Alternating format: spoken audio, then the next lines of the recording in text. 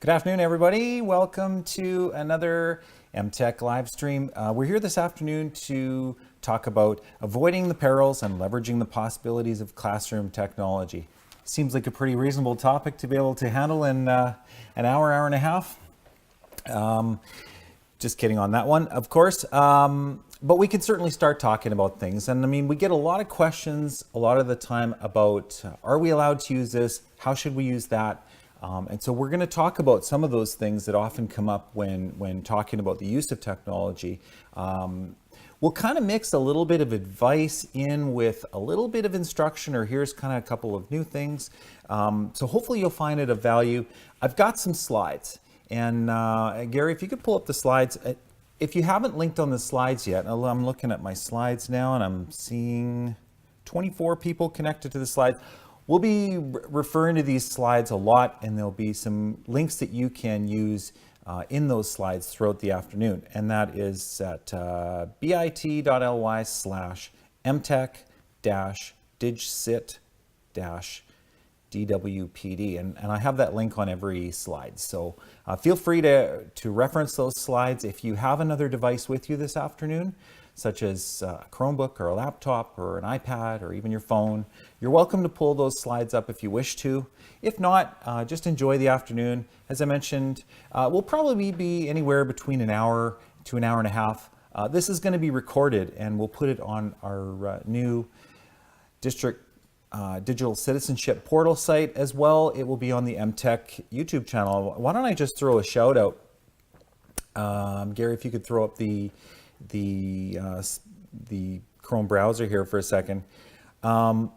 We have a new EmTech YouTube channel. So you can see a link on, I think it's slide 2, which gives a link to our EmTech YouTube channel. We've got lots and lots of new videos up there, how-tos. We all learn through YouTube, and so we hope that this will be of value to you as you're wondering how to do this or that. In addition to the other professional development services we offer, we invite you to subscribe to our YouTube channel. It might bring some extra value to you when you need it. So with that, we're going to get started this afternoon. So yeah, on slide 2, you can see at the very below the link to the live stream, which you're obviously watching, there is a link to our YouTube channel. Feel free to subscribe. Hey, look at the top right corner of this screen. Thank you, Gary Makaruk, who's behind me, behind the camera. He doesn't like to be referenced, but Gary's awesome. He's our multimedia coordinator and producer of most of our, kind of studio quality videos that we do here at LSI. So thank you, Gary, for your support this afternoon. Our goal here this afternoon, we're going to look at and talk about some of the technologies we currently have or have available to us in the classroom, whether it's district supported ones or other tools like social media tools. We'll talk about sort of what some of the benefits and maybe what are some of the things to watch out for if you want to use these, or what some of the kind of rules, regulations are around that. And then before we leave today, I want to share with you a couple of really good resources for teaching digital citizenship skills to your students. Really important skill, but just to do that from scratch without really having necessarily a lot of background knowledge or not sure where to begin for the students in your class, we've got some really good resources to share before the end of the session.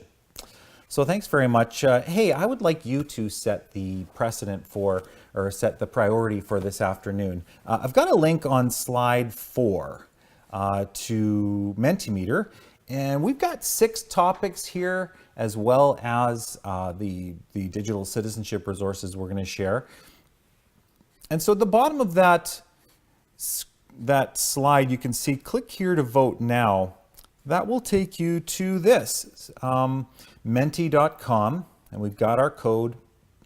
You can see there if you wish to load it up on your phone or your laptop or whatever. If you'd like to vote on what you see as the priority for you, I mean, we're going to cover all 6 of these things here, but which one do you want to do first? Why not have a say? So feel free to either click on that link in slide 4 or visit menti.com and use that code 555176. All right, the votes are coming on in live here, Gary. So far we've got about 5 votes, 6, 7, 8. Okay, people are voting. This is great.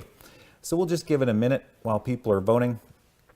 You should know that there is probably about a 10 to 20 second delay in the live stream. So I'll just give it a little bit of extra time from the time you're seeing this to the time, from the time I actually say it to the time you see it. So I'll give it a little bit more time. So lots of interest in learning about digital portfolio tools. We know that there are some out there that people want to use. And so I have some information for you about that and our district's position on that. Lots of interest in Google Classroom, of course, and I see a lot of votes coming in for that right now. So we'll just, this is not a tutorial session per se, but we'll touch a little bit on some of those things and we'll give it another moment. But it looks like Google Classroom's in the lead, Gary, by a very slim margin, 10 to 9. Social media tools, 11 to 9. Okay, well, you'll notice on slide 4 that these, I thought these were, most of them, I thought these were hyperlinked to the particular slides. Okay, my bad. Anyways, why don't we jump ahead to Google Classroom? That is slide 11. So let's talk first about Google Classroom. And we'll take a look at, very briefly, some of the very cool things about it, sort of what it's great for, some things to watch out for in some of the settings and usage of that. And do a little bit of a live demo here for a brief amount of time, and then got some links to a couple of other things there, okay? So in Google Classroom, it's classroom.google.com. And you're welcome, if you wish to pull up a Google Classroom of your own on your own device if you wish to, at classroom.google.com. And if you've never tried this before, once you get there, you can even look at that plus button in the upper right hand corner and choose Create Class if you'd like to just check it out. So there are some really neat things about Google Classroom, as well as some things to really watch out for. So let me just start with some of the cool things, some of the great things about that we're hearing from teachers all around our district, and there are over, I think at last count, over 40 million Google Classroom users in the world and growing. It's really quick and easy for assignment workflow back and forth between teacher and student from pretty much any device. Any web browser, there are mobile apps, you can really get to it as a student and as a teacher. So if you're wanting to take a look at some student work or do some marking or give some feedback to students on their work, and you're on your mobile device at hockey practice waiting for your child to get off the ice, or at the dentist waiting to get in, you can take 5 minutes here, 5 minutes there. It's a really great tool to be able to have that productivity on any device. So really the thing that teachers like about it in a Google Classroom is to hit that little plus button and to choose Create an Assignment. So this is if you want back and forth workflow between students and teachers. And I won't spend a lot of time on this, but this is the real draw, is by being able to very, very quickly and easily share those resources with students. And if you want to make copies of certain files for each student to work on and submit back to you, you can hit that Google Drive button, which we'll cover a little bit later. So let's say it was this Google Slides presentation. You have the option, very simply and easily, you have the option of just letting students view it, multiple groups editing it, and making a copy for every student. So it's a really great and easy way. We're gonna come back to Google Drive a little bit later, but essentially, that whole business of having to go to your Drive and share files with students and then look at the Shared With Me folder and all of that nonsense, it really takes the headache away from that whole process. So we recommend you always start in Google Classroom. There are also some really great features to be able to communicate with students in Google Classroom in those assignments through things like the private comments. A really great way of offering feedback, personalized feedback to your students. Another thing that people really, really like is the Shared Classroom extension. So even if you aren't planning on using your Google Classroom extensively with students for digital assignments, if you have students join your Google Classroom, you can almost immediately send them a website. If they have Chromebooks or laptops and they're signed into the Chrome browser, using this Shared Classroom extension, at the very top of your Chrome browser when you're signed in with your district account. That shared classroom extension works extremely well. You pick your classroom and you can push that live website to your students. So teachers of very young students or teachers of any students who have websites or web content that have long website addresses to type in, it just really makes that transfer of those materials to the students live and real time happen really easily. So those are just a couple of the features. And what you will see here on slide 13 is that we've got a link to our YouTube playlist that Trish has put together on all getting started with Google Classroom. So we've got a lot of great videos in there that you can watch, and we've also got on our EmTech site numerous other resources. We can also be called, of course, to come out to your school, work with you and your staff. Here are a couple of things that we would invite you to really watch out for. We've had lots of people ask us, can I create a Google Classroom just for my parents so that I can share announcements with them, maybe share a digital newsletter with them, pictures of my students or videos from classwork that we're doing, and can I just invite parents into a Google Classroom? So my advice is don't do this. It is possible, but what would have to happen is you would have to give your parents the child's login information. Because Google Classroom is domain specific to ECSD accounts, we can't invite parents with external email addresses into our Google Classrooms, or it just doesn't work. We haven't expanded, for security reasons, we haven't expanded our that security permission beyond Edmonton Catholic Schools. So that would mean that you would have to have your parents sign in as the child, that 7-digit number at school.ecsd.net, their password. That can be problematic because now the parent would have access to all the Google Classrooms as the student. They'd be able to see all their own child's work. They'd be able to potentially post or comment. Now don't worry, students aren't able to see other students' work unless, of course, you have shared a Google Doc or shared a Google Slides or something like that with everyone having editing privilege on the same document. But in terms of private files and work, no. They'd never be able to see each other's work. Regardless, it's not something I recommend. What we do recommend for parent communication at this time is a digital newsletter or a good old-fashioned email list. We do not have Gmail enabled, and so your email list would have to be created in Office 365 Outlook, and it's quite easy to do, and I know many of you are doing that already, and that would be our recommended way of communicating one-on-one. Now, a lot of you are using the Remind app, and we had a district decision come down over the last few months around that, and the district is not banning you from using the Remind app. We're not necessarily encouraging you to do it. Anytime you're using tools that are not managed by the district, it just gives you a slightly higher level of responsibility. There's a slightly higher level of risk involved in terms of privacy, because we haven't examined it deeply. We don't own that content. We aren't able to search for things. We aren't able to block things.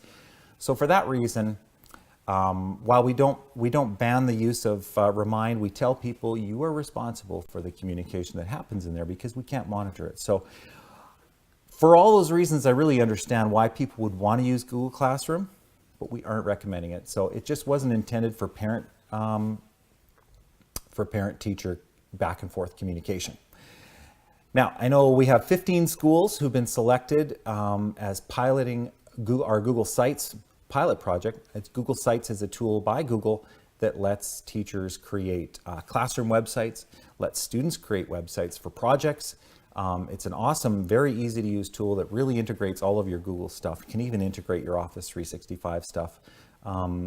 We had over 50 schools apply for our pilot project. So I'm really sorry if you're one of the 50 schools that was not accepted, but if this tool becomes available to the whole district at some point, then we look forward to, that may be a way to share links to websites and general goings on about that you would feel comfortable publishing on the internet about your classroom.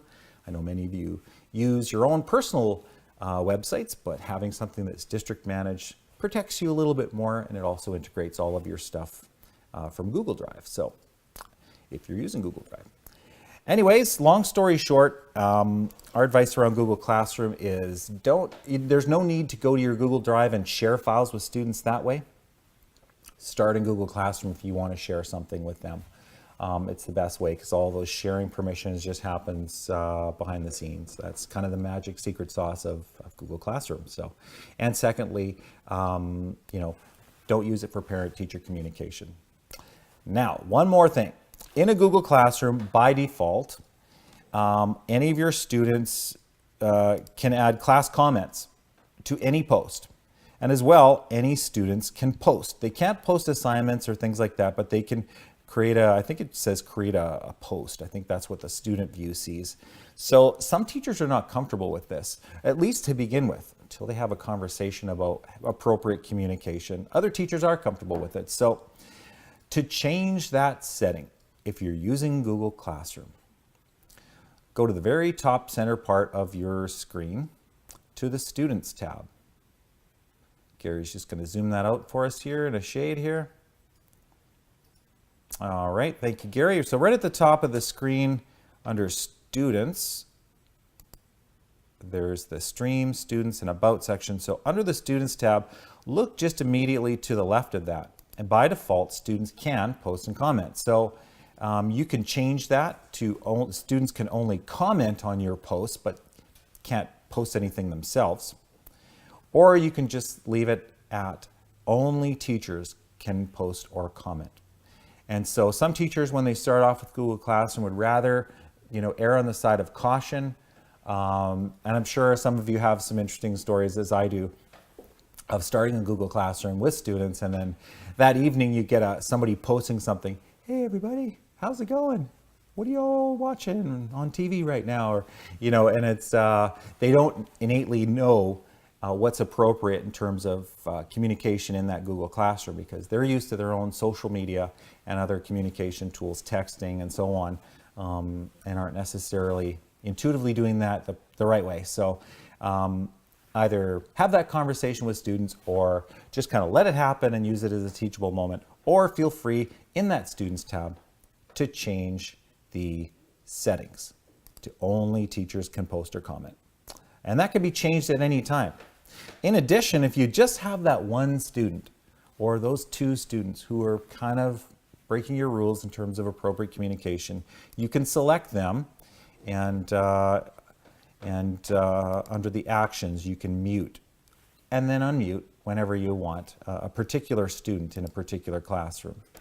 So it doesn't have to be an all or nothing thing, and it is something you may want to consider when using Google Classroom. All right, Gary, I'm just going to check the live stream here. All right, got a couple of questions. Can you populate the calendar in Google Classroom separately, or is it only done when you assign work? Yes, you can populate the classroom separately. However, what she's referring to is in the About section, there is a Google Classroom calendar, so you can see it here as well. This one you cannot populate separately. But what we'll show in this calendar is any assignments or questions that have a due date will show up here, as well as a link to it. Now, in addition to that, let's go back to here. In the About section, in addition to that, we actually have a Google Calendar that's created for each of your Google Classrooms. So if you want to use this, and it will show all the posts, the assignment due dates and so on with links to them. You can also use this calendar to post other class events, due dates, etc. I hope that answers the question. Colleen, Kathy, will Google Sites be the way we can communicate with parents? Yes, although I would be cautious about what I would be posting. Remembering it's a public website, I would be cautious about posting pictures or videos of students or any identifying information, but just general goings on or things like that you would use for your classroom website, links to extend learning to home, that type of thing. Certainly a Google Classroom could be used a Google site could be used for that.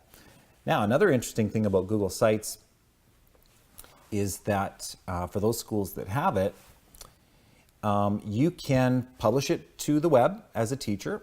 You can also publish it such that only people who are signed in with ECSD accounts can see it. Now, that won't be great for your parents, but if it's something you only wanted students to see and not beyond the school district, or if you wanted the parents to sign in at home with just the student's account. Now look, everybody in the district can sign in and theoretically get to your website. We don't, at this point, it's not like Google Classroom where you could just limit the viewers of your Google site just by your Google Classroom list. But you do have a little more controls. The other thing you should know is this, what we have applied to, for the 15 schools so far that are piloting Google Sites, your students can use Google Sites and can create a site and can publish it. However, we have reduced their publishing permissions to only be able to publish it to viewers of Edmonton Catholic schools. In other words, it's not published on the full internet. And we did that just as we start off here. I know there could be some opportunities for the students to sort of create some important web content that they really might want to share with the rest of the world on maybe an important project they're doing, on an important issue they're studying. But we also see a greater level of risk involved in students publishing to the net. And it may be something that as teachers you might be concerned about. So for all of those reasons, we have dialed back the student sharing permissions. Now the thing is with Google Sites, it all lives in your Google Drive. So what we had to do for students, this is what we asked them to do. It was our recommendation. Students' entire Google Drives of those 15 schools who are piloting Google Sites, their entire Google Drive in terms of their share settings is limited to only within Edmonton Catholic schools. So they won't be able to share their files with a student from another school district, or they won't be able to share their files to their parent. They won't be able to publish those Google Docs or Google Slides or Google Sheets to the web. And we realize that this is a bit of a drawback for some of you who may want students to do that. For others, you may appreciate the fact that your students may not have that publishing permission, but we just thought it was an appropriate first step with Google Sites. So that is that's the situation with that. Let me just check all right. Colleen, you are welcome. All right, so that's it for Google Classroom, unless there are any other burning questions, which I'll come back to from time to time. You may have noticed on that Mentimeter on slide 4, that different, that poll, we offered for you, what would you like presented first or second? And I don't know, maybe I should have done this. Maybe I'll just take the second most popular first choice, which was digital portfolios. We'll just jump straight into that one. Digital portfolios. Gary, lots of interest in that one. Teachers have an interest in gathering student media and digital work that they're doing and keeping it over time. And, you know, this can be done as easily as putting files in a folder over the year in a Google Drive or in a OneDrive. There's a portfolio kind of creation tool within Adobe Acrobat Pro. Again, it works with links and files that can be packaged together in one PDF and look really nice, have a nice portfolio interface, but it's not published to the net. We've dabbled with that over the last few years. We still have that available to us. But what we hear a lot about over the last couple years are some web-based digital portfolio tools. FreshGrade, Seesaw, lots and lots and lots and lots of interest. So let's jump to that one. That is on slide 20. So what about these? Can we use these? Under what circumstances can we use these digital portfolio tools? A couple of years ago, we had a conversation at the district level about FreshGrade. And there were some from our legal department and our privacy team. And as we all looked and really dug in deep, there were some great concerns about the privacy and the communication implications when you're talking about being able to communicate back and forth with parents and adding in other people to the portfolio tool to get access to that child's work. while we know that there is great functionality in those tools, and it really helps make learning come alive. We know there's this type of need to really help parents visualize what their child is learning and how they're learning. And even being able to have the flexibility of, seeing growth over the entire year, seeing growth over 2 or 3 years, or seeing your entire class over the last month, being able to package that content from a digital portfolio and pull it up in different ways. We know there is that need and that interest. However, the risks are way too great. There are also some tremendous legal implications around this. There's the Alberta Records Regulation, and there are some very strict regulations around how we keep student records and share them with Alberta Education. And when you're dealing with third-party companies, it gets very, very complicated. And for that reason, our district has said a flat-out no. It isn't that we don't recommend you use these, it's we are telling you, do not use FreshGrade, do not use Seesaw. I'm really sorry to be, if I'm the first guy telling you this, Dr. Death here delivering the news to you, but do not use these tools. We've been asked very specifically, as a district, to tell our teachers, please do not use them. Now, what else? Well, we do have a digital portfolio tool that the district is working on creating itself. This content would rest on our servers. And even with that, there are a tremendous number of privacy hurdles that we're battling through and making sure we do this the right way to protect everybody while still having some functionality to be able to add files, to add links to digital work on web-based content, etc., and doing it the right way. That digital portfolio tool is being pilot tested this year. It's almost ready to go. In fact, this afternoon there's a pilot. I want to say there's 20 or so schools who are piloting the new e-portfolio tool, and they're at a session this afternoon. So throughout the year, this is going to be tested, and we're hoping that by next school year that this will be available. Now, there are other ways. We know that academic work can rest in a Google Drive, and it can rest in a OneDrive. And so there are ways through sharing through these tools to be able to share that content with parents or even gather it yourself over time, so that you as a teacher can understand, see that visually, that growth, or the students themselves can see that growth over the year. So that is the official word from the district. Let me just see if, okay, I thought I was going to be lit up on YouTube a little bit. There is a live chat, by the way, if you'd like to participate.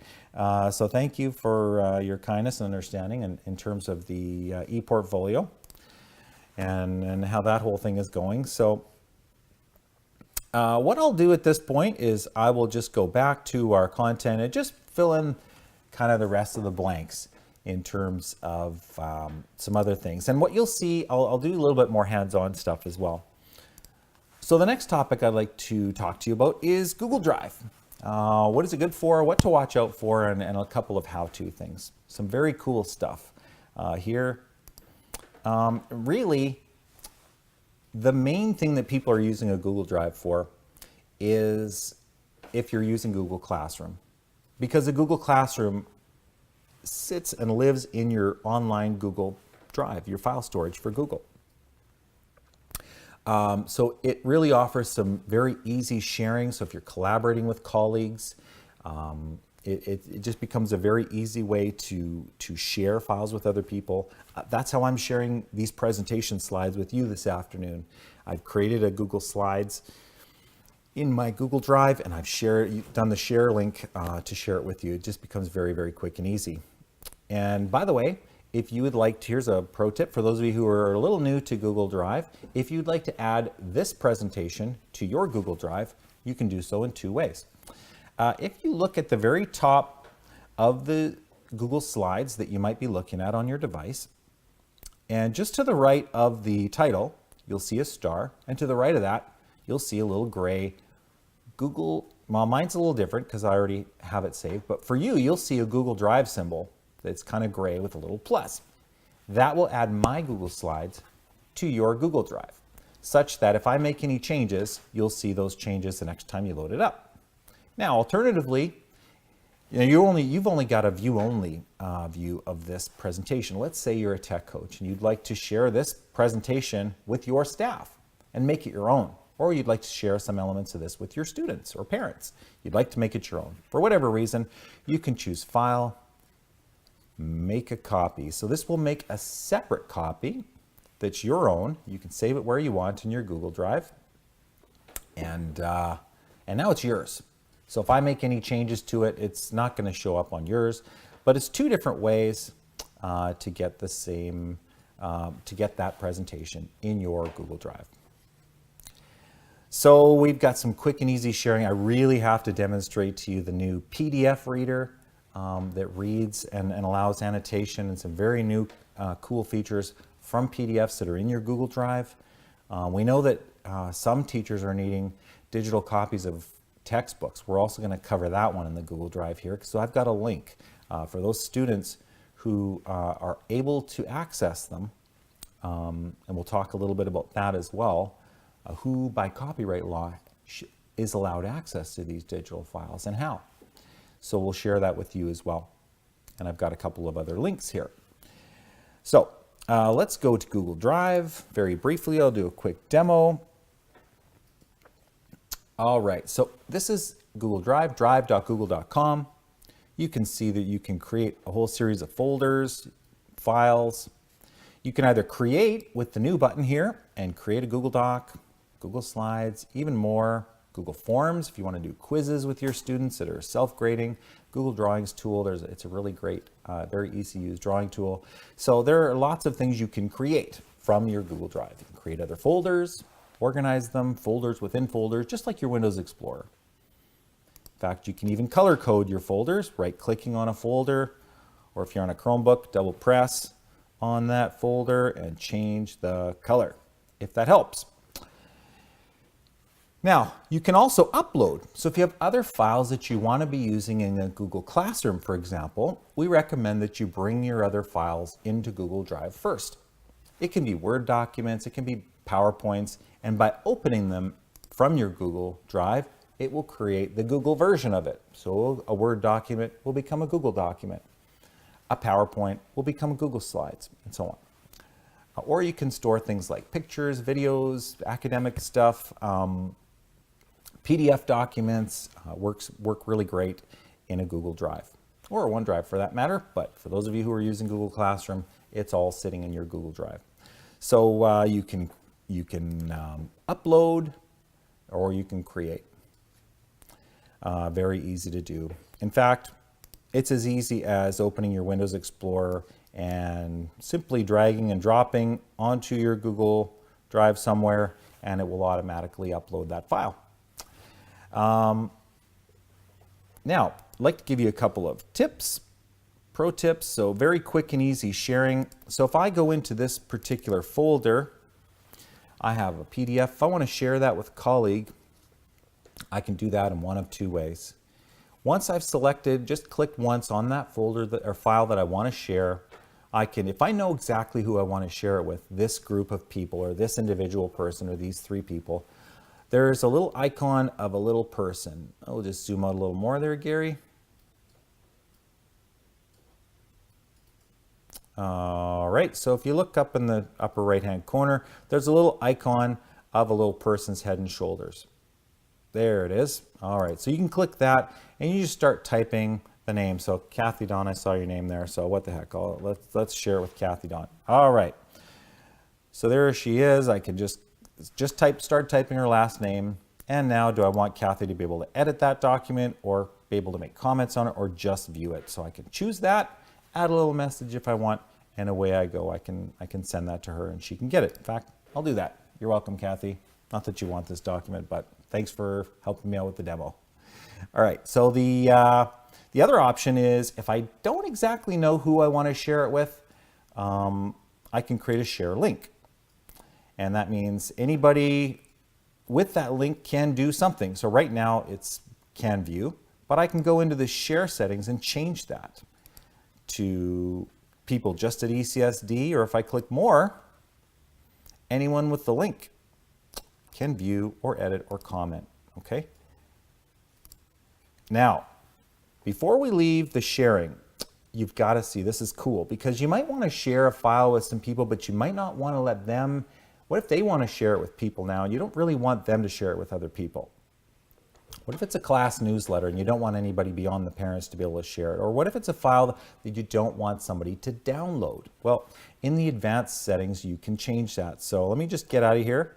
Actually, I'll just keep it like this.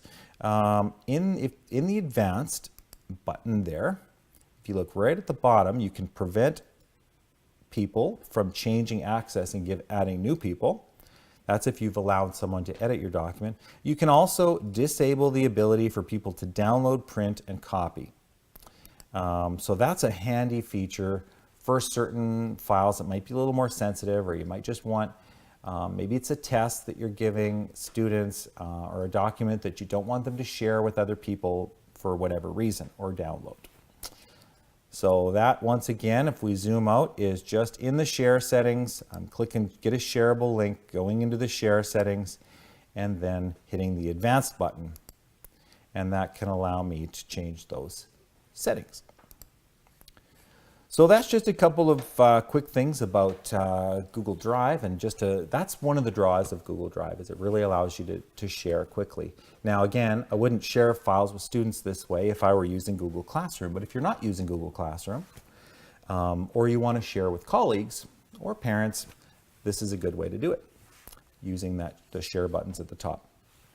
Got to show you the new PDF reader. It's very, very good. And it works. Many people are familiar with the Read and Write for Chrome extension and the PDF reader that we've had for files in Google Drive, PDF files. Well, it's been updated. So I'm just going to double click to open this sample PDF file. And what you'll see happen, and by the way, if you have a PDF file in your Google Drive and you haven't seen the new PDF reader, the moment you open that PDF, you're going to have an option, open with what?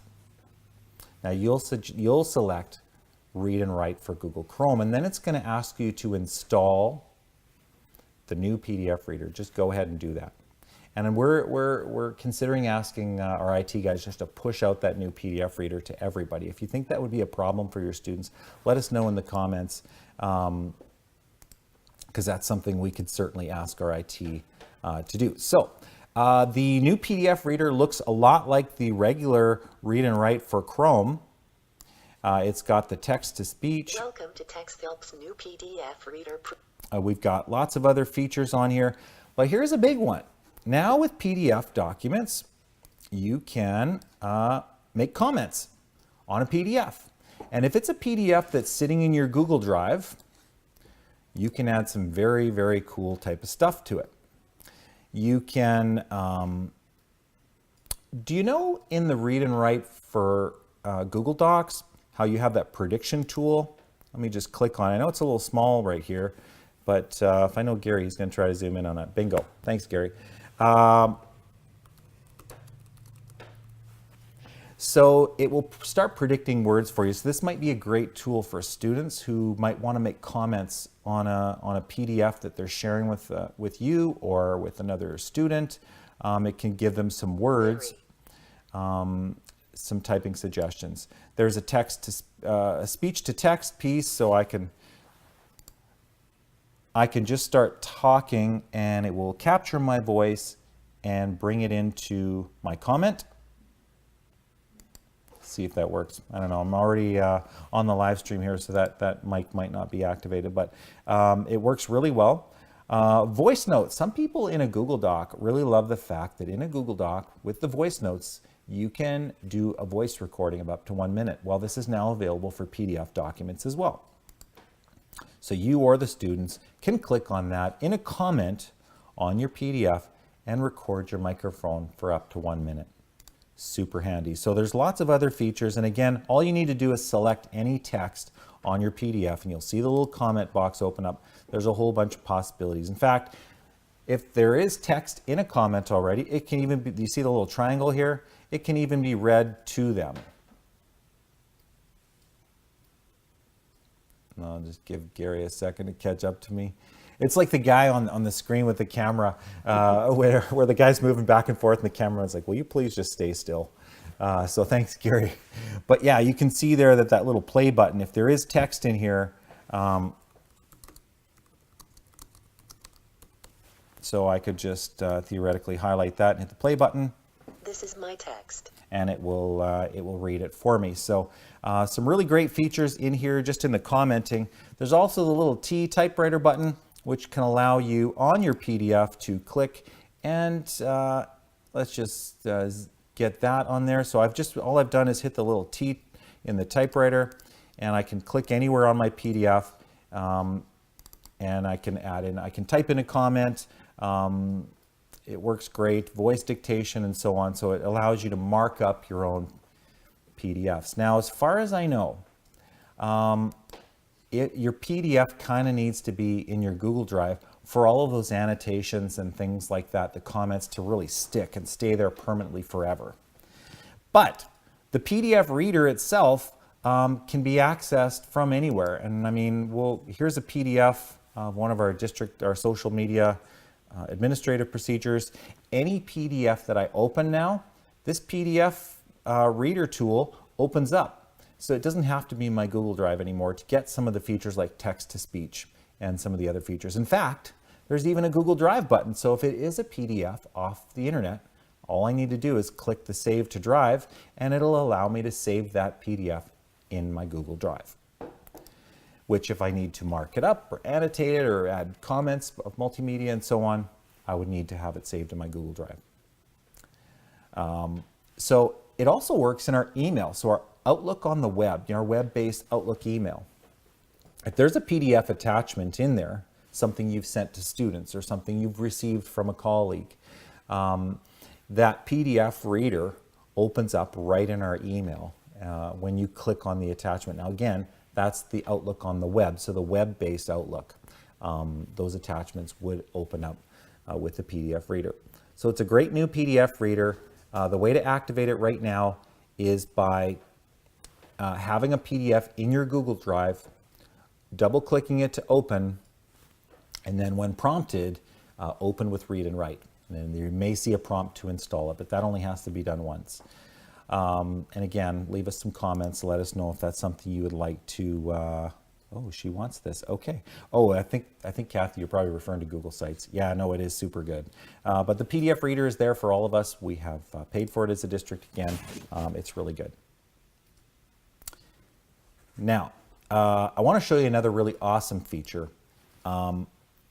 One of the awesome things about Google Drive, you have to think a little bit differently about files. We've been used to the notion of one file living in one place. And if I want it to live in two places, then I have to make a second copy of it to live in the second place.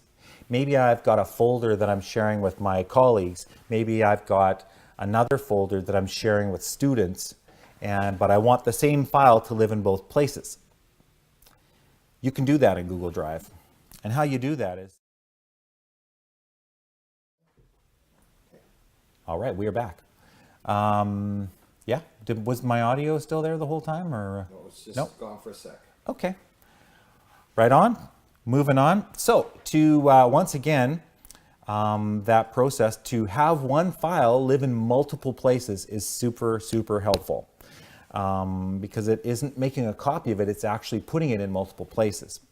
So if you have different folders you want the same file in, and the folders have different sharing permissions, no worries. All you've got to do is find the file you want, and I've clicked on the file here once in my Google Drive, and I use the keyboard shortcut. I encourage you to try this out actually. Open up your Google Drive, click on a file, and it's the Shift key and Z, Shift Z. So when you click Shift Z, watch what happens. So right above or below that file, it will give you different options. So I want to put it somewhere else. Right now it's not in any folder, so I'm going to go in my Google Drive and I'm going to put it in this folder as well. I'm going to add it to there, okay? All right, so it's still here, not in a folder, but if I go to that other folder, which is right here, it's there as well.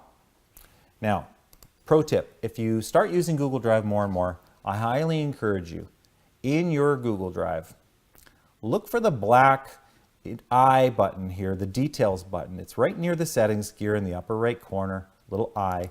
Click it to turn it on because it gives you all sorts of cool information about a particular file, even the latest activity on it. So check out that file that I just put in 2 places. Let's zoom out, Gary, a little bit, or even over to the right side.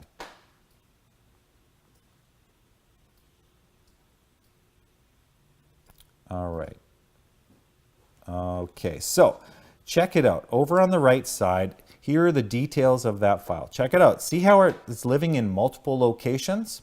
So I can remove it from any one of those locations without deleting the entire file, which, by the way, if I actually go into either one of those locations and delete it, it'll delete it from everywhere.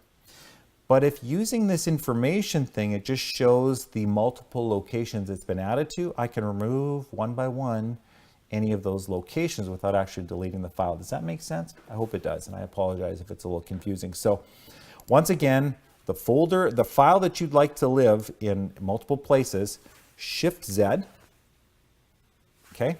Up will pop this keyboard on your screen. You can drill down into your Google Drive, find the folder that you want it to live or the other place you want it to live. You can Shift Z as many times as you want. You can have one file in several different locations. And then by using this information button, you can see all those locations. And once again, Gary's just gonna zoom that in for us here. Let's just move that up a little bit. Keep going, keep going, keep going. All right, so you see the 2 locations it lives in. So if I click this X next to the other folder, it's still going to exist in my Google Drive. It just won't exist in that second folder anymore. The activity button is cool as well because in the information, because it also shows different things that have happened to that document over in recent history. So that's pretty cool. This is going back right till March when Casey Bell, a real Google wizard who made this document, created. I just added it to my drive. So anyways, that's another pro tip with Google Drive, is the ability to have a file live in multiple places using Shift Z, and also using that little information button to find out where it's living, or the multiple copies that might exist, or the multiple locations that might exist, and then the recent changes that have happened to it. Now, let's talk about some things to watch out for with Google Drive. Google Drive is meant for educational purposes. It's meant for our classroom use. It's meant for our productivity with our colleagues in our schools. It is not meant as a business tool. It is definitely not meant for private, sensitive student or teacher data. Examples: IPPs, psych reports, or if you're an administrator, teacher evaluations, business documents, budget documents. Those types of things are not meant for our Google Drive. There's no law, but it's just, as a district, this is what we've decided we do not want Google Drive to be used for. It was never intended for that. It was intended for educational use. And so we want just school-related, everyday learning, productivity stuff that, you're creating a lesson plan. That's not a problem, but don't make your entire grade book file live in here with all your student grades and that type of thing. Don't put behavior reports. I know some people over the years have wanted to use Google Forms to create a conduct report. And while it's certainly useful, we don't want that kind of data living in our Google Drive. So we would ask you to please respect that and not store that information in there. Now, digital textbooks. Let's talk about that for a little bit. I'm just going to click on the link in slide 7. There's a publication called, because copyright laws are complicated. They've changed in the last few years. I'm going to just open up this PDF in the PDF reader. Pretty cool. It's loading up right now, and essentially it's called Copyright Matters. It's something that takes all our copyright laws This is written for schools, and it makes it a little bit easier for schools to understand. Some of these pages are taking just a moment here to load, but can students get access to digital copies of textbooks? Because we've got digital copies of textbooks available. Many of them that we've found in English and in French, but I apologize, this page 10 here is not loading up on this document, but let me just see if I refresh, if that helps. There it is. Students with perceptual disabilities. Oh, sorry, Gary. You probably want to do that yourself. All right, so students with identified perceptual disabilities, such as vision problems, or students with cognitive disabilities, such as a learning disability or other cognitive impairments or physical disability, these students are allowed to access an electronic version of the textbook. Also, you as a teacher, you are allowed to access a copy of the textbook digitally for educational purposes. You can even show it on your smartboard or on your big screen. That is okay. The act of distributing it to students is what you can't do. And it does outline that in this particular document earlier on in this particular document. And it talks about the fair dealing piece here. So it basically says that you can only copy 10% of something and distribute up to 10% of that work. And you can't copy multiple 10% of it at different times. So what I've heard some teachers say is, well, we're still good, Gary? All right, I've heard some people say, well, I'll just put this chapter up, and then I'll take this chapter down, and I'll share the next chapter with students, only 10%, I'll take it down. No, unfortunately, you're not allowed to as far as our copyright laws go. So sharing with all students and distributing it, so even putting a link to it, I know we have it. We have a Google Drive location, and there's a shortened URL. Let me just put that up on our screen if you'd like to see it. Let's see if Crafty Text will work here for me. All right. bit.ly/ECSD-read-write. If you'd like to see what we have, there's the URL. I'll make it nice and large. Gary will just zoom out a little bit. All right, so we're not making this a secret, but by us sharing the link with you, it doesn't mean that by law you're allowed to share that with all of your students. Just because it's there doesn't mean we can share it. It's like going into a store. There's lots of stuff there you can see. You can even touch the stuff on the shelves. Doesn't mean you can just walk out with it, right? So we put it there for people to use, and let's just see where this leads us to. So if I load this up in a different web browser, it brings us to a Google Drive folder. Why Google Drive and not OneDrive? Well, we wanted it to be in a Google Drive to leverage that PDF reader. So what I would do if I have students with a perceptual disability or a cognitive disability, I would give them that bit.ly. bit.ly/ECSD-read-write, go into the digital textbooks. The student can go into their particular grade and they can get a copy. They can just right click, or if they're on a Chromebook, double finger tap, we'll do a right click, and they can make their own copy. They're legally allowed to have a copy of this. So have them use that shortened URL. They can make their own copy. They can load it up on their device if they need to have those accommodations, the text to speech and so on for their learning. But this is not something that we can, and you as a teacher can make your own copy to just have, refer to, even show on your screen, but you can't distribute it to students, to all students. In fact, what's really unfortunate is although it would really be of value to our ESL, ELL students, copyright laws don't provision it for ESL, ELL students. It's just cognitive disabilities and physical disabilities that impair vision, etc. So that is the kind of the rule around digital textbooks. Let me just check the comments, see if anybody is asking anything. Nope, nobody's putting anything in the comments about that. I'll check back again in case you have more questions on that. But I've got a couple of links here if you would like to learn more about Google Drive, if you'd like to learn more about read and write, we have got some kind of getting started slides. What the heck, I'll just open one up just so you see what we're talking about here. So if you want to learn more about read and write after today, or Google Drive, what we've got on here are a series of screen recordings, short. Now to watch that screen recording, you'll just need to double click right around here where that little video camera icon is in the top left of the video. Just double click on that and that'll start to play the video. Here's an example. All right, I've got it muted just so it wouldn't interfere with our session here this afternoon. But essentially, you can check these out if you wish to go further with Google Drive or the read and write for Chrome. All right, let me check back. No more comments in the in the YouTube. Let's move on. OneDrive. All right.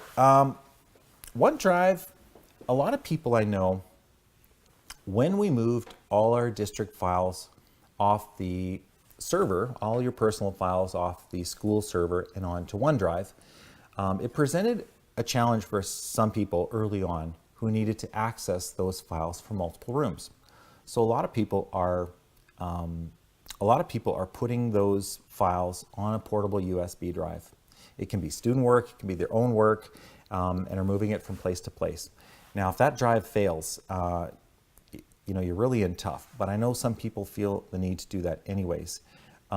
So if I jump ahead to slide 10, if you do have to use a USB drive, you are required as a district user. Part of our district policies say that if you are putting your school files on a USB drive, that it needs to be encrypted and password protected. Well, some of you might be saying, well, how the heck do we do that? I've got on slide 10 a short screen recording. It's actually very, very simple and easy to do.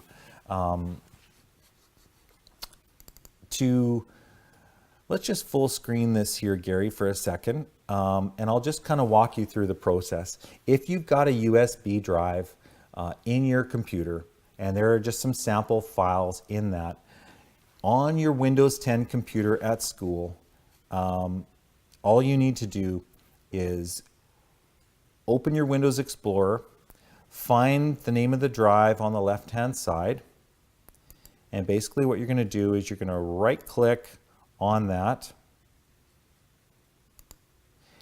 and you will select, hang on, I went a little too far. So right-click that, again, on your Windows 10 computer, and select Turn on BitLocker. BitLocker is an enterprise-level encryption password protection thing. So you can put your portable drive in there, right-click, start BitLocker, and it will start it all up here for you. And what it will do is I would recommend you choose a password. So click that, type in your password twice that you want to be password protected on your USB drive. Type it in twice. Here's a cool feature in YouTube. I'm going to speed it up to 1.25. Let's go a little faster here. And once you do that, it's going to give you a file that you can also save as a backup. You forget the password, here's a little file, a text file, and you can save that text file in your OneDrive. So you can access it from anywhere, such that if that drive, you forget the password, because there's so many passwords around, you save that little text file. But anyways, after you've saved your text file, again, I encourage you to save it in your OneDrive. Go back to your BitLocker and just choose that encrypt. It doesn't really matter which of those options. One is just encrypting the space you've used so far. So if you've only used 1 gigabyte out of 8, it'll just encrypt that. And anytime you add more stuff, it'll encrypt it again. I would just keep it as that. You can encrypt the entire thing as well, like complete wipe from scratch. It's up to you. Click next. And then finally, I would recommend you choose compatible mode, particularly if you're moving from a Windows 10 to a Windows 7 or Windows 8, possibly even over to a Mac. Choose compatible mode. Now, once you do that and click next, it'll start the whole process for you. In this little sample that I did, it took maybe 30 seconds to a minute for that encryption to complete. If you've got a lot of files on there, it may take a couple minutes longer. So when I pull that drive out, if I eject that drive and put it back in, here's what's going to happen.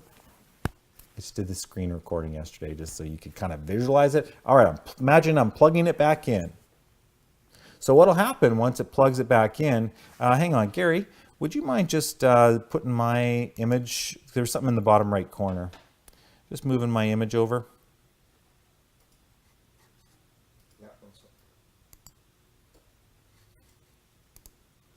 All right, so check out the bottom right corner. On a Windows 10, I've plugged the USB drive back in.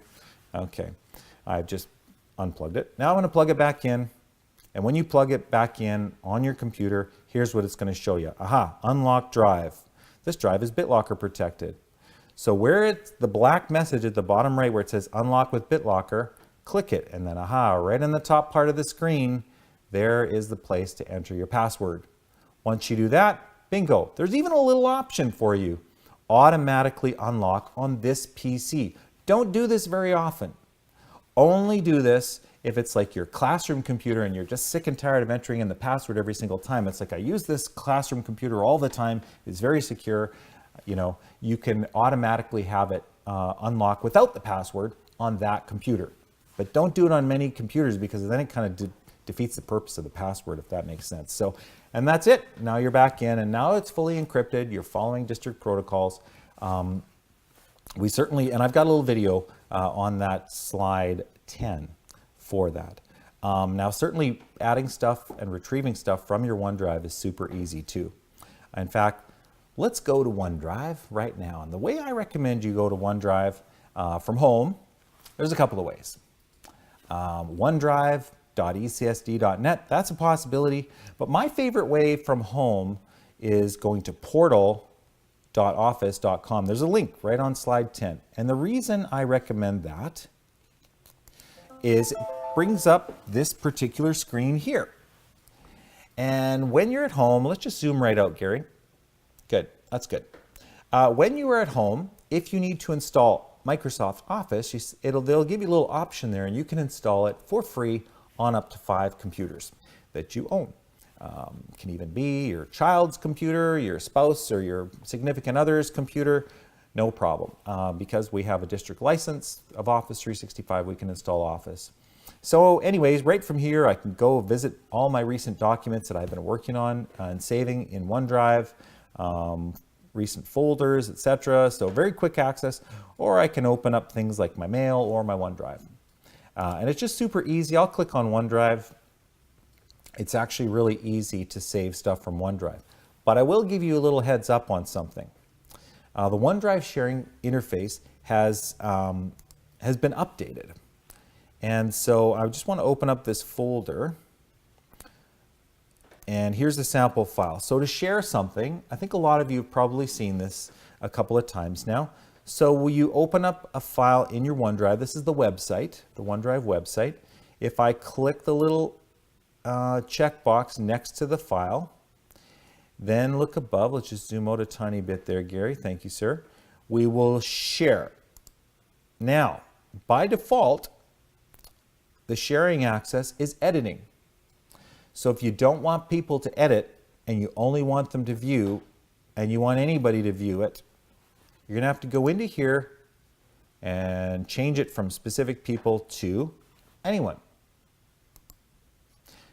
Now look, this allow editing thing is still on.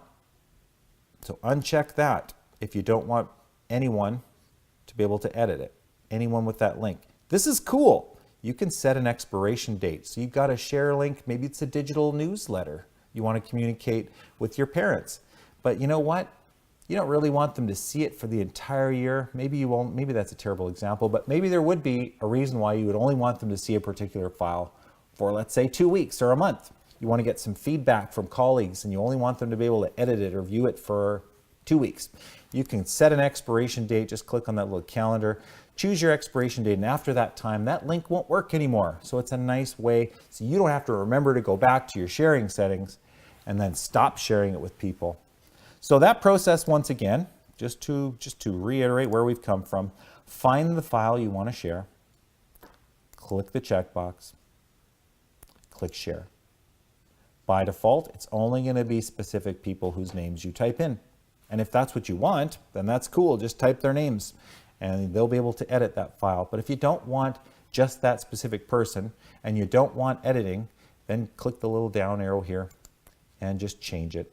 So if it's anybody with the link to be able to view it, maybe it's parents viewing a newsletter, you don't know exactly who they are unless you have an email list. But let's say you just want anybody with that link, just uncheck the allow editing and then hit apply. Now I just copy that link and there it is. So just make sure to pay attention in your sharing settings to what those share settings are. It's very similar too from Google Drive to OneDrive in terms of allowing people, anyone or just certain people, editing or viewing. So it's just something to get used to as you want to share these things with different people. So that's just a tip on sharing in OneDrive. We've encrypted the OneDrive. And if you want to open portal.office.com. Now look, for those of you who sign into the Chrome browser, because it's super useful to sign into the Chrome browser, in the upper right-hand corner of your Chrome browser, if you just see the name of the little image of a person's head and shoulders and you don't see your own name, click that and choose sign in with your district email and password. And if you're on a Chromebook, you're already signed in, so you're good to go. Anyways, when you're signed into the ECSD, I'm going to go to the upper left corner here, Gary, in a second. When you're signed into the Chrome browser, what you'll notice happens is it pushes out a cool little thing called ECSD bookmarks. And we've updated these this year.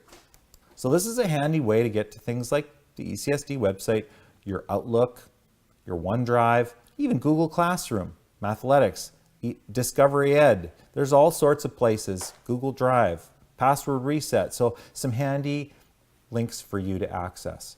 But one of those is your Microsoft OneDrive. So you can visit onedrive.ecsd.net, or you can click this link, or if you ever need to see the whole interface like this, if you prefer that look, portal.office.com. All right, how are we doing for time? 2:21, Gary. Not bad. We're making good time here. I don't think you'll be here. I know I had originally said 1:15 to 3:45. It'll be sooner than 3:45. Or I might have said 1:15 to 2:45. I think we'll be finished before 2:45 as well. So let's take a look at some of the topics we've covered. We've covered Google Drive, OneDrive, Google Classroom, and digital portfolios. We've got 2 more topics to cover, as well as some cool digital citizenship resources. Let's jump into a new tool that we have as a district. Slide 14, Microsoft Teams. So what is Microsoft Teams? Well, it is a new collaboration interface that Microsoft has created. It's for use for staff collaborating with other staff. There's also been a Microsoft team created for every one of your classes. In fact, if you visit teams.microsoft.com, or even if you're just in the general Office 365 and you choose Teams right from here, you will see on the left side of your screen, once it loads up, you'll see that there has been a Microsoft Teams for Education Classrooms site created for every one of your classes. It pulls from PowerSchool. And all of your students have been enrolled in it. So that is something that some people really like. The fact that they don't have to create them, they don't have to get the kids to find them and sign into them, and there's no code like there is with Google Classroom. Some people really love the fact that this is pre-created for them, ready to go. So what can it be used for? Well, for the most part, it is an interface where you're posting and replying, very much a Facebook-esque feel to it, posting of content. And there's lots of different types. You can type a text comment. If you have a YouTube video, so for example, this is the read and write speech to text. If I want to share a YouTube video, I just copy the URL, paste it in my team conversation at the bottom. Bingo, now it just slurps it in and then the kids can watch it. So because everybody's connected, now the kids can reply to it, or we can have a discussion about it. There's a whole section of class files. And if you are somebody who really liked Microsoft Classroom last year, it no longer exists and it's been replaced with a very similar interface for assignments in Microsoft Teams. So you still have that same functionality. Some people really like the fact that all your files from OneDrive, your email, it's all in one place. You're not going back and forth from Google and Microsoft. And some people don't mind that and love Google Classroom and want to use it. That's awesome. But we have great choices here in the district. And if you prefer to have everything in Microsoft, then you can do the digital assignments through Teams as well. And we've got on our EmTech YouTube channel, we've got a whole series of how-to videos for getting started with Microsoft Teams, including the assignments. So just a heads up that you can use this. There's little funny emoticons that you can, emojis, etc. There's some GIFs from Jiffy. Now, don't worry. If you go into Jiffy or Giphy, does anybody really know how it's pronounced? I don't know. I don't think so. Nobody knows. Giphy says Gary. So you can do a search. Teachers have a more liberal search than students. Students are more restricted in their search. So don't worry if you search something, you're like, oh my gosh, the kids can search that? No. As a teacher, you have a slightly less restrictive search than the students do. Students are very restricted. We've tested this out. But if you want to just add this as a fun factor, you can add in these GIFs and just hit enter and post it. It can be a fun way to communicate. There's even these stickers. These stickers are a lot of fun. There's all sorts of stickers. I love the meme ones. Check it out. The meme stickers, you click on the meme sticker and you can actually type in the captions if you want to make your own memes or have kids create their own memes and share them. I mean, it's really easy to do, and it's pretty self-explanatory.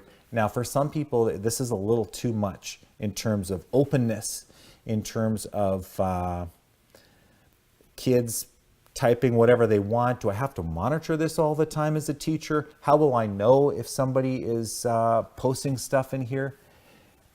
Now, here's the part where I really want you to be careful of this.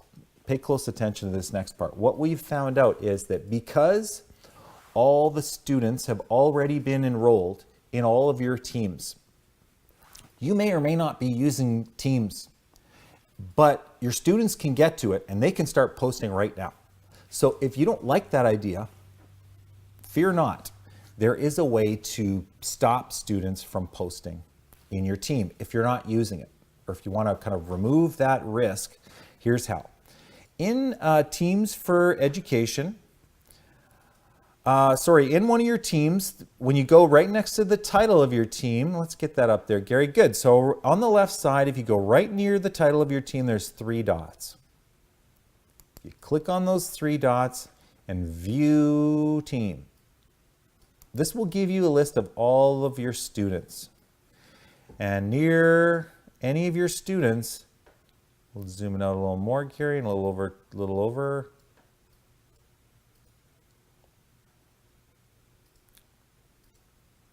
All right, there is a mute students. So all you need to do is click the checkbox of every or all students, and then it will prevent them from typing in any of those conversation tabs.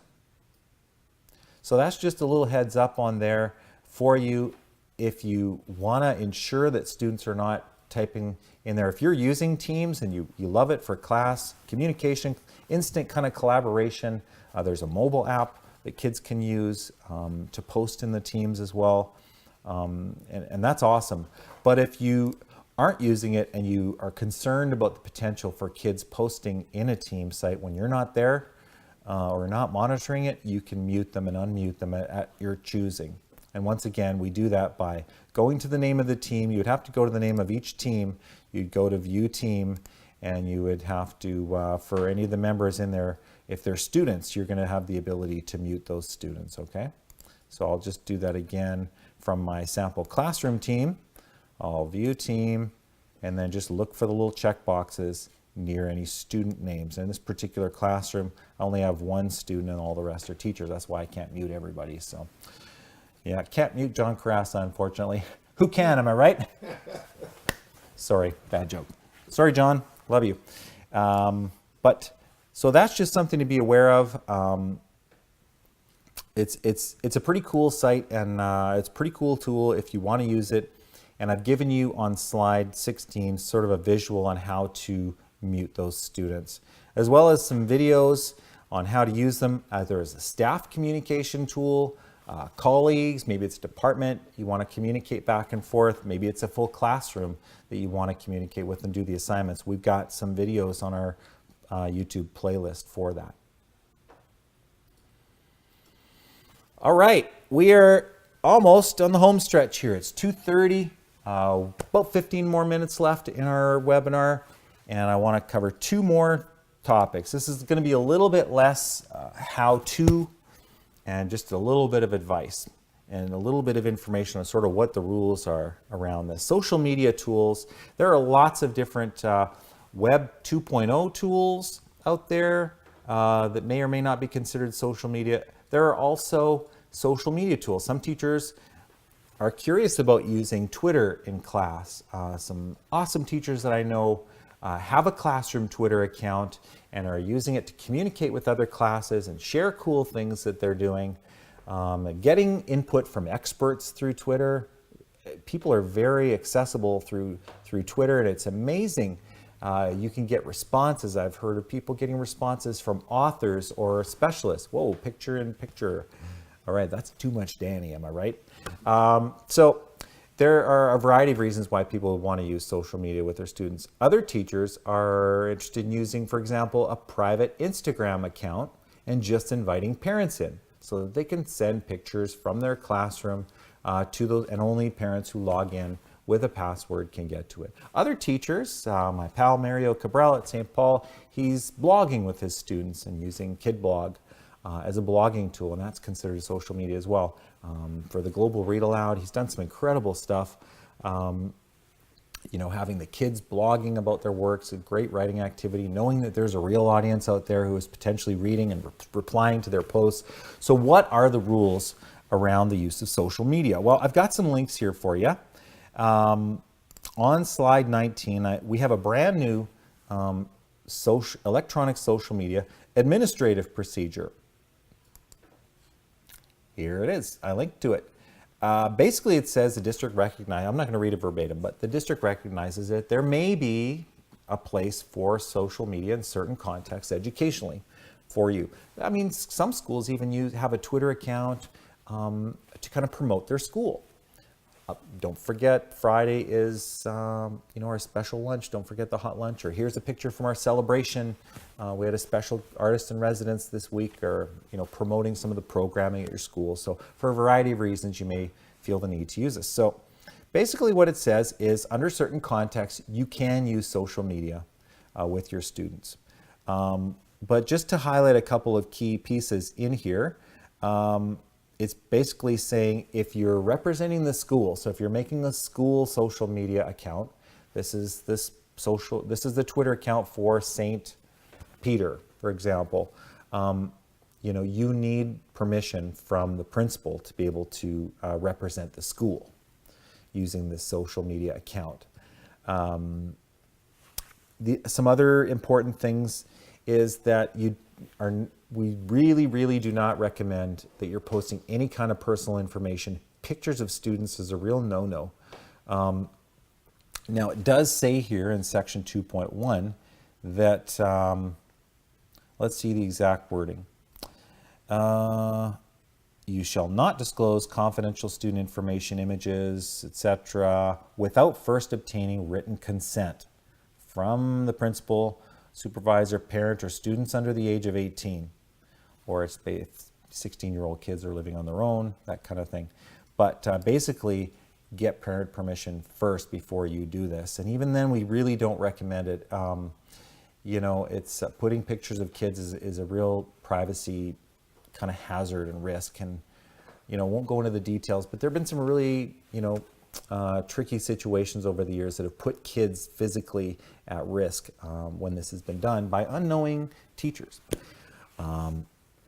So be really cautious about that. Now, some people say, well, what if I just post a picture of a piece of student work and I don't actually show the kid or name the kid, that may not be disclosing confidential student information, so the rules don't apply.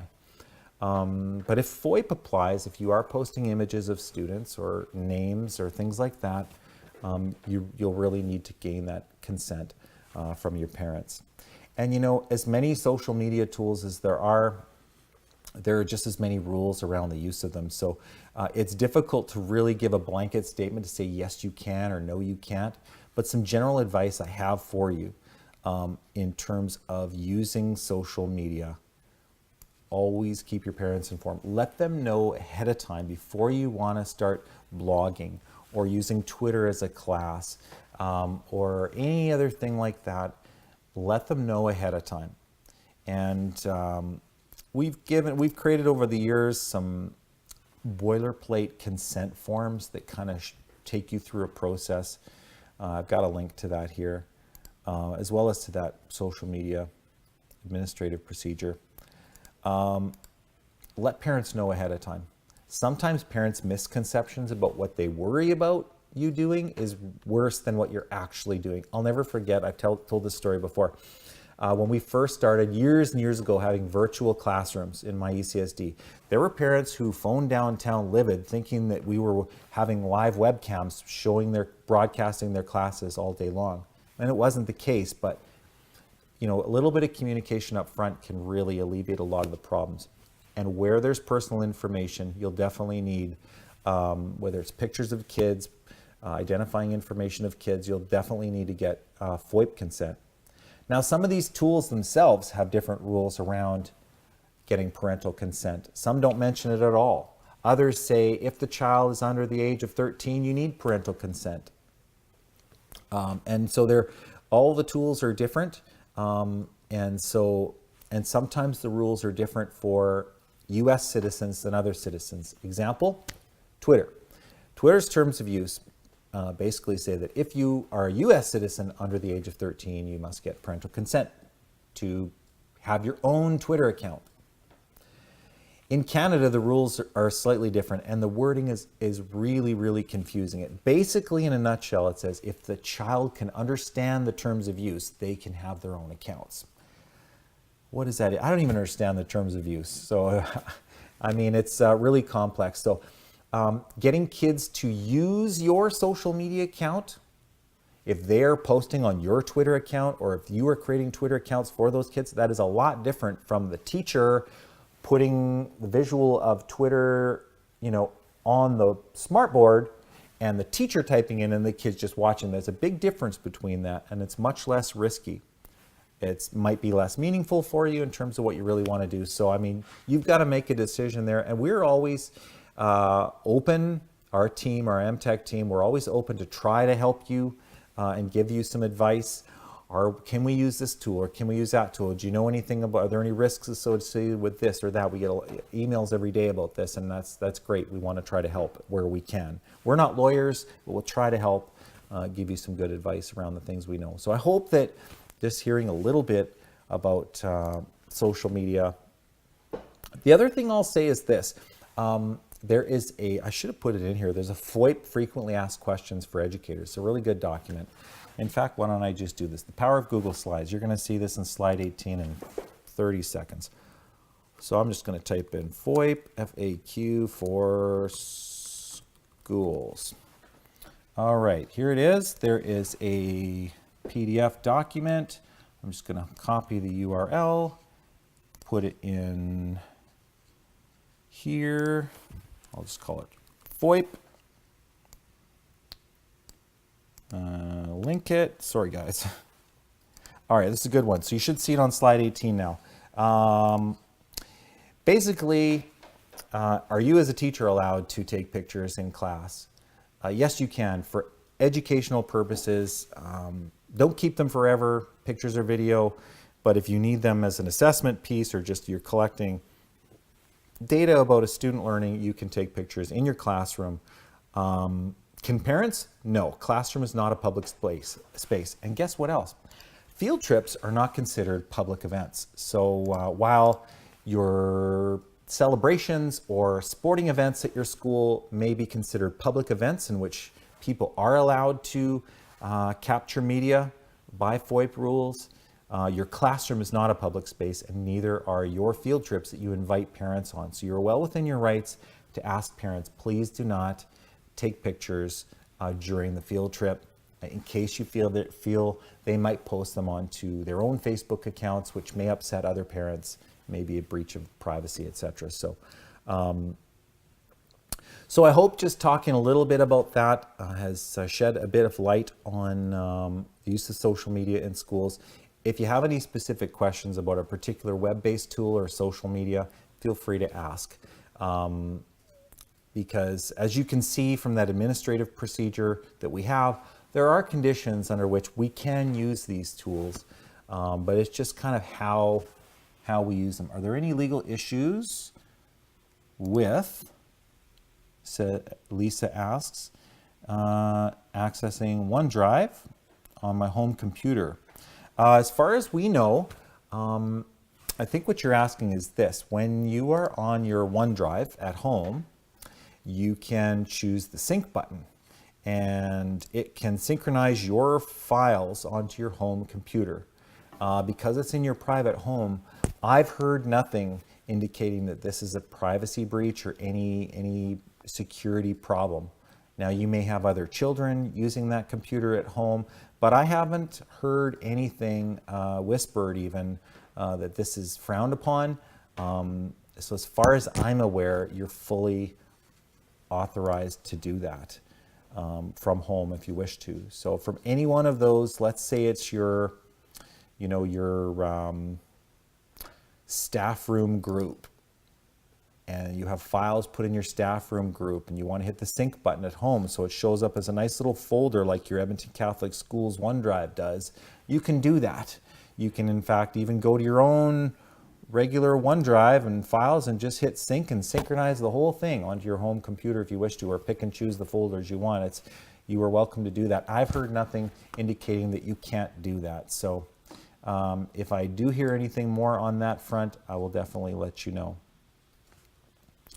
All right, you've heard a lot of me talking. We only have a few minutes left, and I'll try not to keep you too much longer, but I do want to share with you some really cool digital citizenship resources.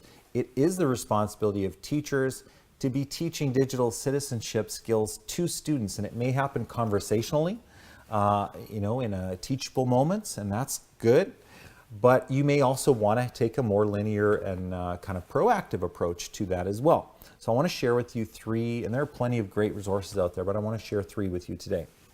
One is called, I've been kind of praising this resource for a long time. It's by mediasmarts.ca. It's a Canadian organization. When you click that link, use, understand, and create. They have K-12 lesson plans that cover a whole bunch of different areas. And let's just check out this overview. There's all these different areas. I really like this. Now, one of the things, I really feel like this fits very well with our Catholic identity because it doesn't teach just, protect yourself in the law. It also includes things like ethics and empathy, community engagement, basically using technology to kind of raise awareness, help others, and for positive things. So I really feel like it fits really well with our Catholic identity as a Catholic school board. So click in your division level and check out, it shows a nice handy little legend as to which of those particular areas of digital citizenship. You're welcome, Carmen.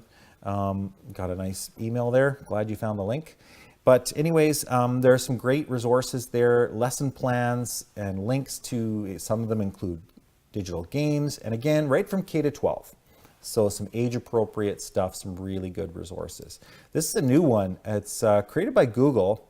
It's not related to specifically to Google Docs or anything Google, so it is a great tool. It's called Be Internet Awesome, probably geared towards elementary, maybe junior high.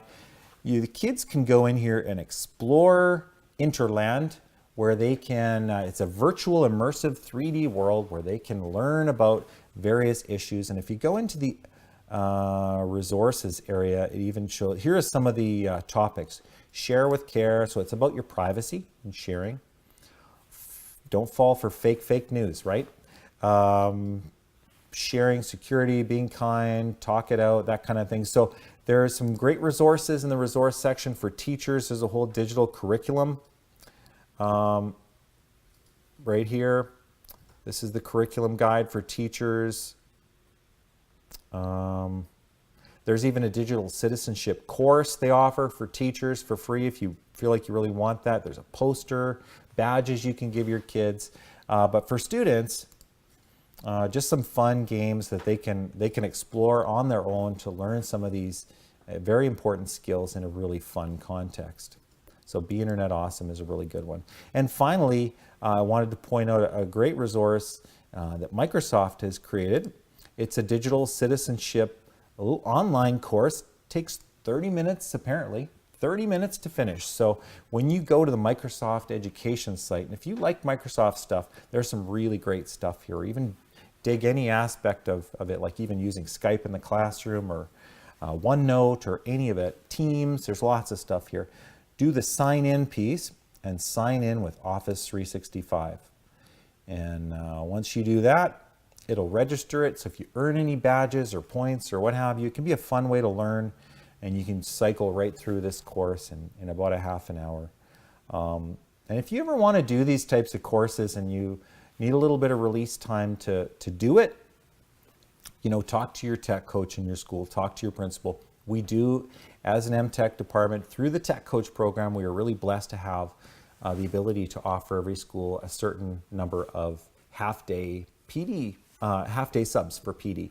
Now, it can be for PD sessions that we host, but we can be flexible about that too if you wanted to do some self-paced learning. So talk to your tech coach, your principal, or to us about accessing some of that time if you need that time. So it's 2:45, 2:46 in fact. My apologies for keeping you late. I just want to say thank you for watching. I hope you've gotten some value out of hearing about some important new things that we have and some cool features about it, but while at the same time hearing some advice about what our district thinks about certain rules, regulations, and the use of certain tools. So hope that's been of value. Don't hesitate to reach out via email or telephone, Twitter. Ask us some more questions. Invite us out to your classrooms. Thank you so much. Enjoy the rest of your week, and we'll see you soon.